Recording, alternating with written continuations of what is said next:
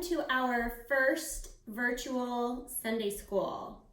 Today, our lesson is going to be from the book of Exodus. Can you guys say Exodus? All right, it is from the book of Exodus, chapter 1, verse 1, and then chapter 2, verse 15. And this is about the story of the Prince of Egypt, but we're going to hear a little bit from the Princess of Egypt, and she's going to kind of talk about the story and what happened with the Prince of Egypt for you today. Most importantly, the message that we are learning today is keep hoping in God even when times are hard. Can you guys repeat that with me? Let's say it together. Keep hoping in God even when times are hard. Right now, we've been going through some pretty hard times, yes? Yeah, it's been pretty hard. We've had to change the way we do school. We've had to change the way that we socialize, we interact with each other out in public. We've had to make a lot of changes all at once. And change can be good. It's just hard sometimes when change happens all at once. You can feel very overwhelmed. You can feel very confused. You can feel sad. You can feel angry, all kinds of emotions. And that's the story today. The story of Moses. He had all kinds of emotions going through him when he discovered who he really was. And he had to keep hoping in God. So let's first talk about some everyday stuff. What's fun about making a big mess? How many of you guys like to make a big mess? Yeah, I know a few of you who like to make a big mess. I've been around you guys. Well, what's maybe not so fun about having to clean up that big mess that you made? There could be some fun in cleaning up a mess, yes? Or maybe no. So, back in the day of Moses' time in Egypt, a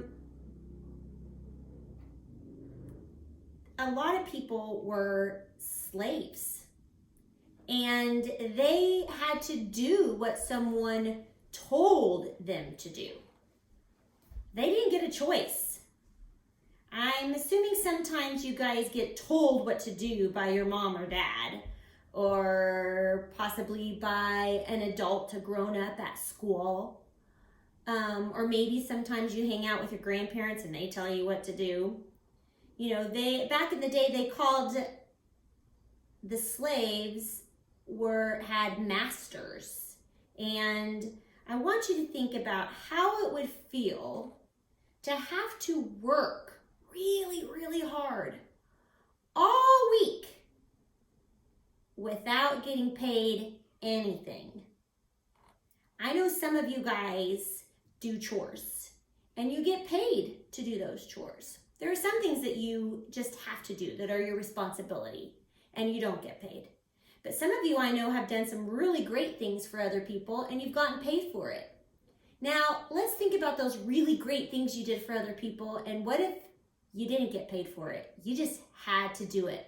I think I remember Mallory sharing how she was power washing her grandparents' house. And I think I remember, Mallory, weren't you saying that you were just so tired and so exhausted by that?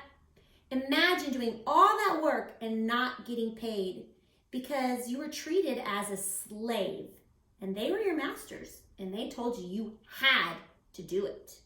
You had to do it in order to survive.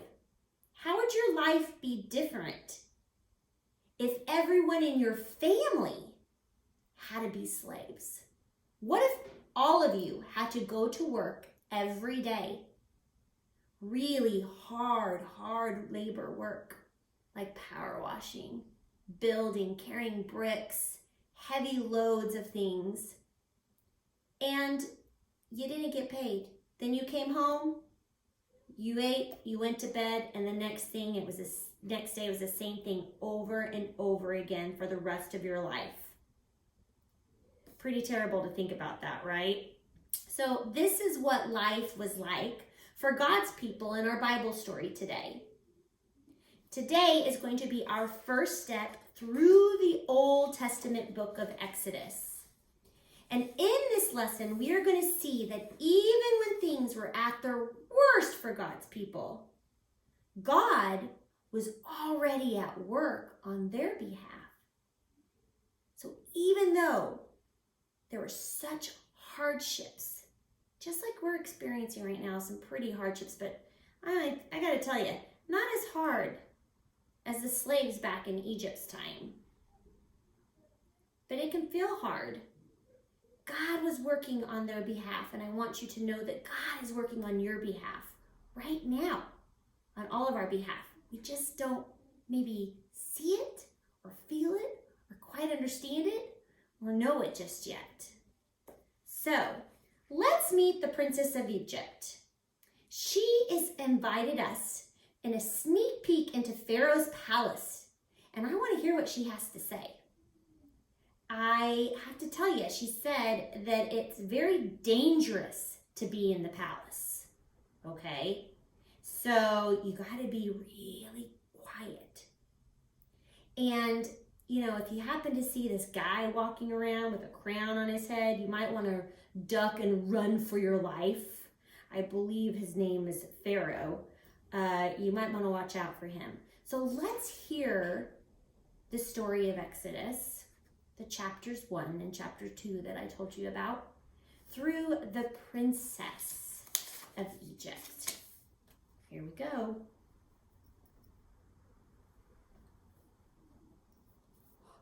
Quickly, come join me. Come on, come on. Did you see in the palace hallway on the way to my chambers? No? Okay, good, good.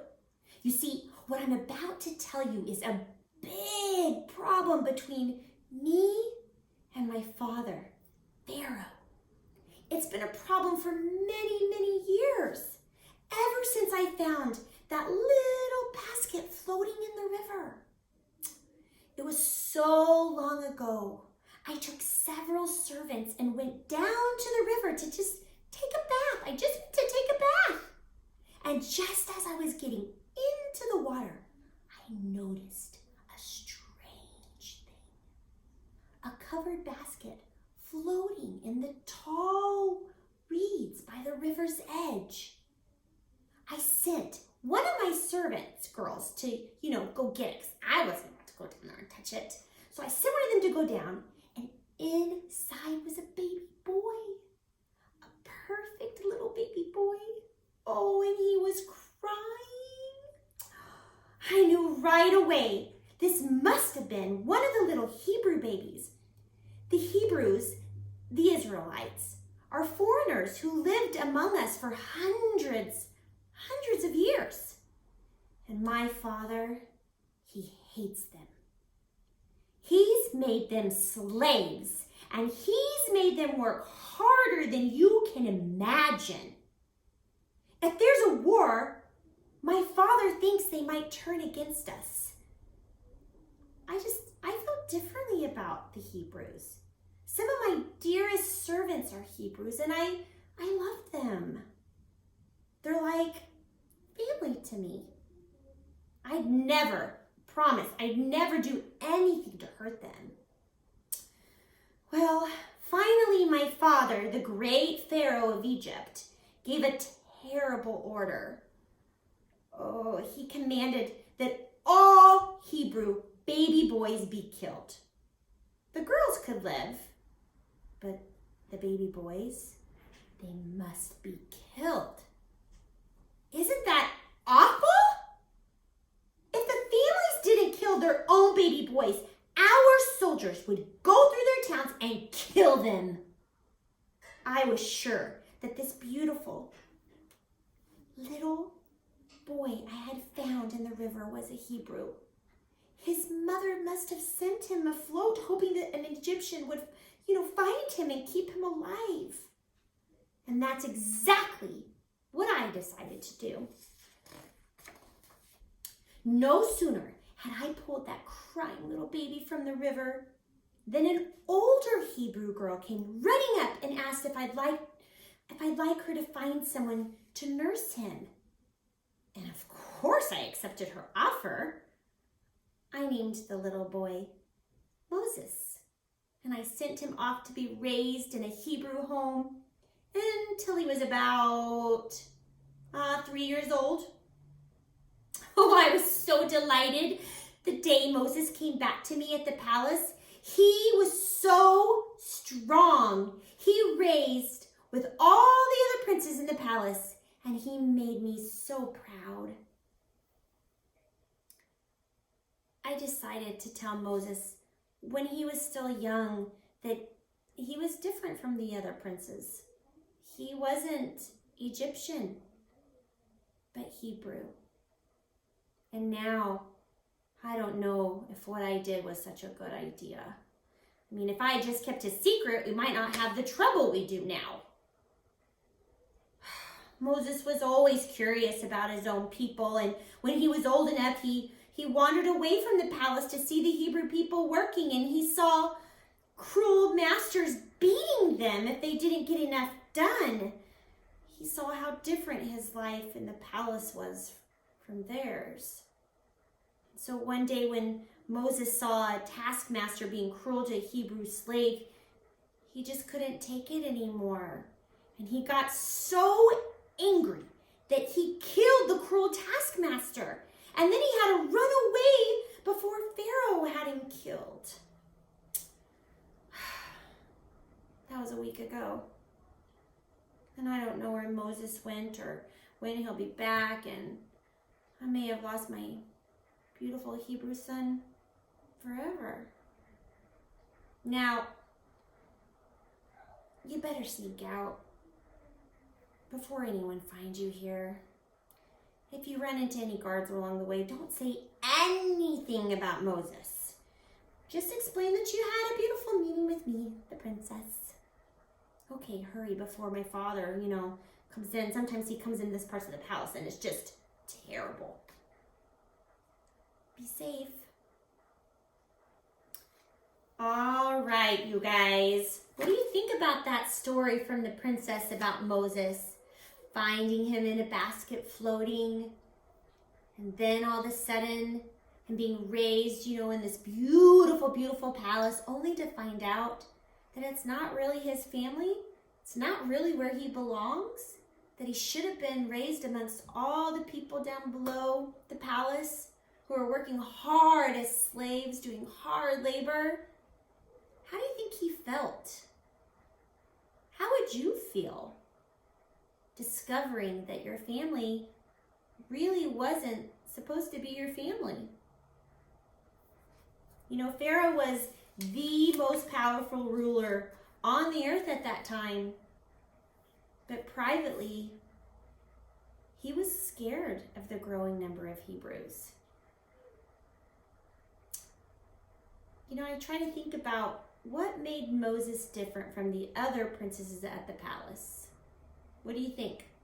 From what I've shared, what do you think made Moses different from the other princes at the palace? Suppose you lived in a rich palace with every luxury, but your family back home was very poor. What do you think you would do? What do you think of Moses killing the taskmaster who was beating a Hebrew slave? Do you think that was right? Do you understand why he did it? These are hard questions to think about, huh? It's hard to know. We don't want to judge Moses for his choices because we haven't necessarily walked in Moses' shoes, right? So the unfortunate part is that Moses tried to take things into his own hands. And when he did that, he killed a cruel slave master, and then Pharaoh wanted to kill him. And once he was gone from Egypt, Moses then couldn't do anything to help his people. Or so he thought. This was the great turning point in Moses' life, so God could prepare him for the job ahead. Sometimes we make terrible choices. Sometimes we don't make the right choice. But it's at that moment that God can step in and turn all of those terrible choices and all those bad, wrong choices into good. To do good for him, and to do good for us. So, remember, what did I say our message was today? Keep hoping in him even when times are hard. Keep hoping in him even when times are hard. We can't always see what God is doing, you guys, but we can trust him to be working on an answer to our prayers. He loved his people, the Hebrews, very much, and he heard their cries for help. And he was already at work on an amazing plan to set them free from slavery. And just for now, the time being, their job was to hope in him. He knew Moses was coming. He had a plan for Moses. He had a plan for all of them. And I want you to think about that right now with everything that's going on. With all the suffering that's going on and everything that's terrible that's been happening to all of us and to people that we know. God has a plan. He already knew this was going to happen.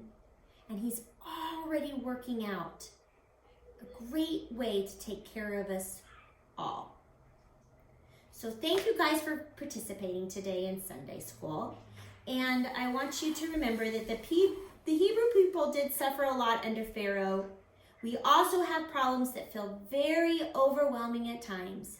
But that's why we keep hoping in God even when times are hard. All right, you guys, have a wonderful week. Do not give up hope in each other, and we will see you next Sunday.